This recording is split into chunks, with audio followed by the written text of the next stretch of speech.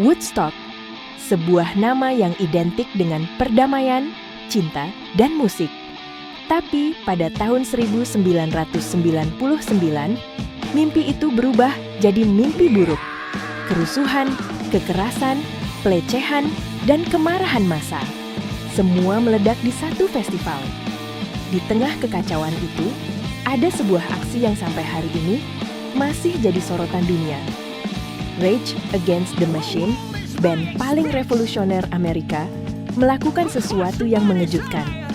Mereka membakar bendera Amerika Serikat di atas panggung di depan puluhan ribu penonton. Sebuah aksi yang bukan hanya kontroversial, tapi juga syarat makna politik. Apa alasan Rage Against the Machine membakar bendera di atas panggung?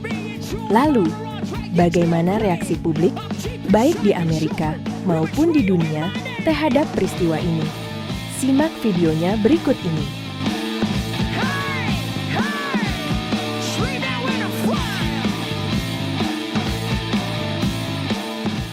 Untuk memahami peristiwa itu, kita harus mengenal dulu siapa Rage Against the Machine.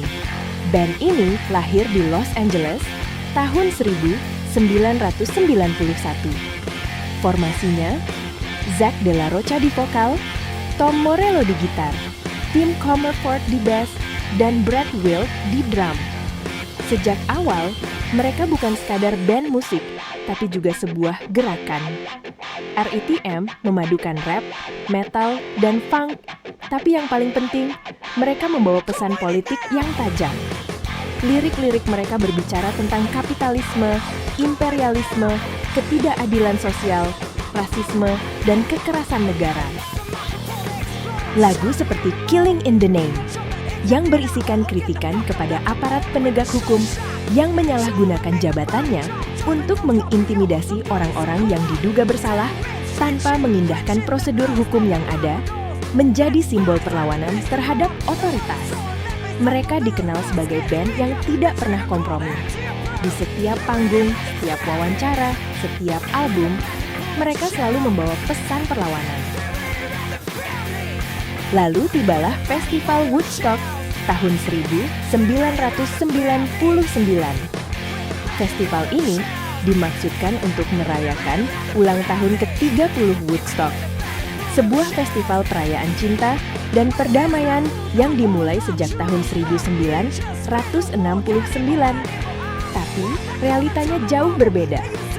Festival yang berlangsung di New York ini justru dipenuhi dengan keserakahan, kekacauan, dan kekerasan. Harga makanan dan air minum selangit. Suhu udara sangat panas, lebih dari 38 derajat Celcius.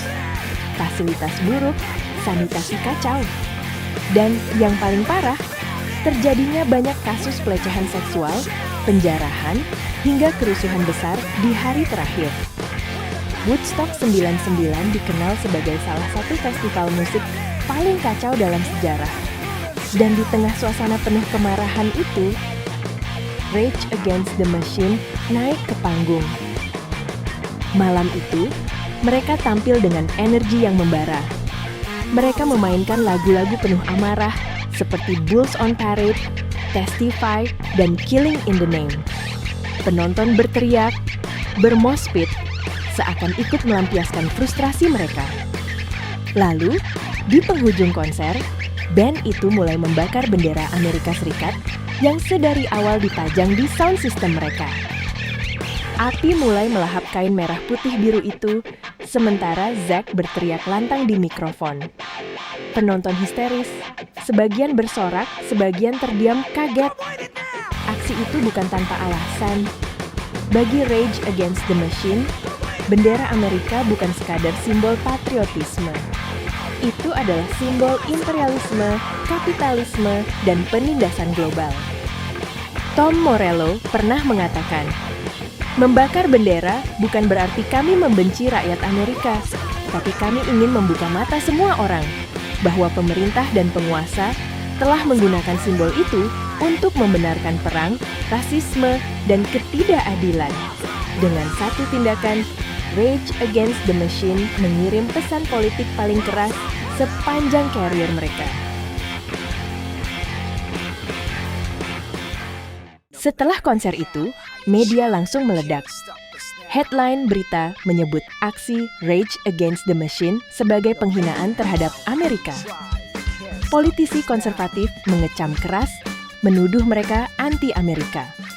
Sebagian publik ikut marah, mengatakan band ini melampaui batas. Tapi bagi fans, aktivis, dan mereka yang paham pesan politik band itu, pembakaran bendera itu justru dianggap sebagai simbol keberanian. Banyak yang berkata, jika musik adalah senjata, maka malam itu Rage Against the Machine menembakkan peluru mereka yang paling mematikan. Bagaimana dengan band itu sendiri? Mereka tidak pernah meminta maaf, tidak ada rasa bersalah. Justru, aksi itu semakin menegaskan identitas mereka sebagai band yang tidak akan pernah tunduk pada sistem.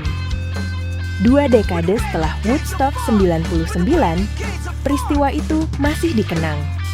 Video pembakaran bendera terus beredar, jadi bahan diskusi, bahkan kontroversi di forum musik dan politik. Bagi banyak orang, itu adalah salah satu momen paling ikonik dalam sejarah musik rock. Mereka membuktikan bahwa musik bisa lebih dari sekedar hiburan. Musik bisa jadi senjata, bisa membakar kesadaran, dan bisa memicu perlawanan. Rage Against the Machine membakar bendera Amerika bukan untuk menghina rakyatnya, tapi untuk mengingatkan dunia akan kemunafikan kekuasaan. Woodstock 99 bukan hanya festival yang gagal, tapi juga panggung di mana sebuah band menunjukkan bahwa musik bisa jadi alat revolusi. 20 tahun lebih berlalu, aksi itu masih menyala di ingatan, seperti api yang membakar kain bendera malam itu.